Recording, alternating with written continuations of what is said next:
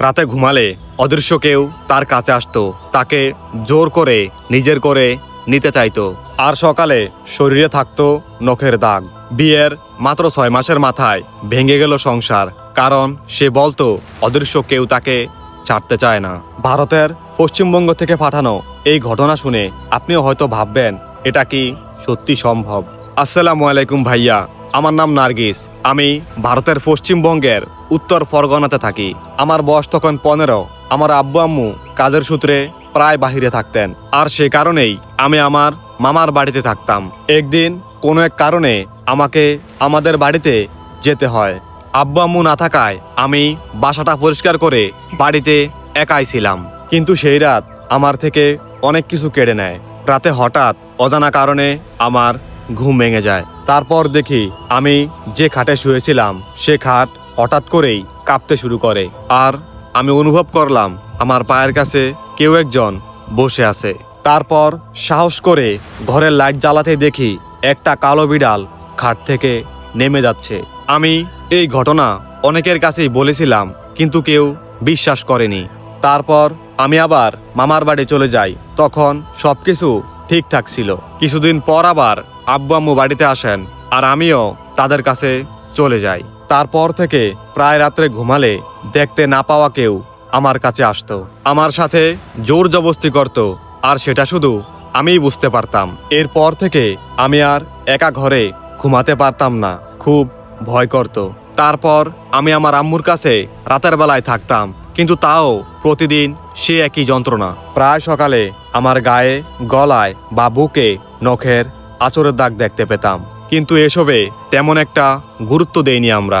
আমার বয়স যখন 18 হয়, আমি আমার নিজের পছন্দে বিয়ে করি। বিয়ের প্রথম 2 মাসের মতো সবকিছু ঠিকঠাকই ছিল, কিন্তু তারপর থেকে আমার মধ্যে দেখা দেয় অনেক পরিবর্তন। কেন জানি হঠাৎ করেই আমি আমার স্বামীকে সহ্য করতে পারতাম না।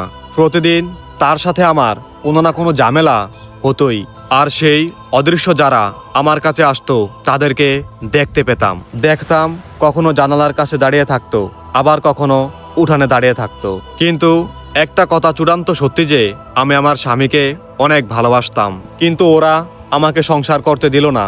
বিয়ের 6 মাসের মাথায় আমাদের ডিভোর্স হয়ে যায়। তারপর থেকে তাদের অত্যাচার আরো বেড়ে যায়। আমি চুপচাপ হয়ে যাই, কারো সাথে কথা বলতাম না।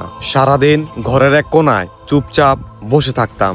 আমার এই অদ্ভুত পরিবর্তন দেখে আমার আম্মু আমাকে এক কবিরাজের কাছে নিয়ে যান।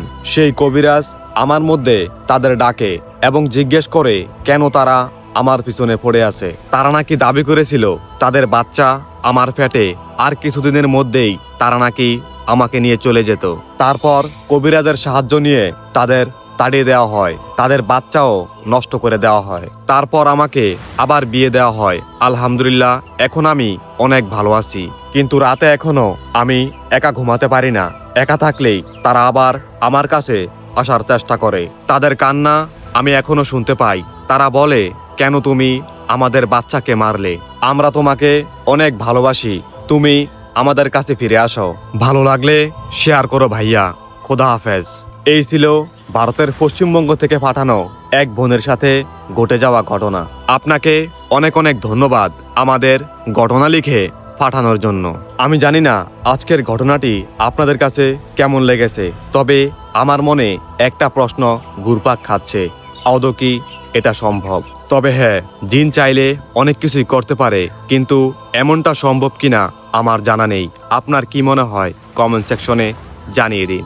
আপনারা যারা ইন্ডিয়া থেকে আমাদের ভিডিও দেখেন, আমরা চাই আপনারা বেশি করে সেখানকার ঘটনা আমাদের পাঠান। আমরা আপনার ঘটনার অপেক্ষায়। যারা ঘটনা লিখে পাঠাতে চান, লিখে পাঠিয়ে দিন শাহরিয়ার সোহেল অথবা দিস ইজ সোহেল ফেসবুক পেজে। তো গত ভিডিওতে যারা দূর দূরান্ত থেকে অথবা দেশের বাইরে থেকে আমাদের দেখছিলেন, আমাদের কমেন্টস করেছিলেন, তাদেরকে মেনশন করি। ময়মনসিংহের ফুলবাড়িয়া থেকে মাহবুবুল হাসান, সিরাজগঞ্জ থেকে নীরব আহমেদ, দুবাই থেকে তুহিন আহমেদ ফারাবি, সৌদি আরব থেকে মোহাম্মদ নজরুল, গাজীপুর থেকে ফাতিহানুর, হালিশহর চিটাগাং থেকে মোহাম্মদ সালাউদ্দিন। সো এই ভিডিওটা আপনি কোন জায়গা থেকে দেখছেন সেটা জানিয়ে দিন আমাদের কমেন্ট সেকশনে, যাতে পরবর্তী ভিডিওতে আমরা আপনাকে মেনশন করতে পারি। প্রতিটা মানুষের হৃদয় আনন্দে ভরে উঠুক। সবাইকে ঈদের শুভেচ্ছা, ঈদ মোবারক। আসসালামু আলাইকুম, আল্লাহ হাফেজ।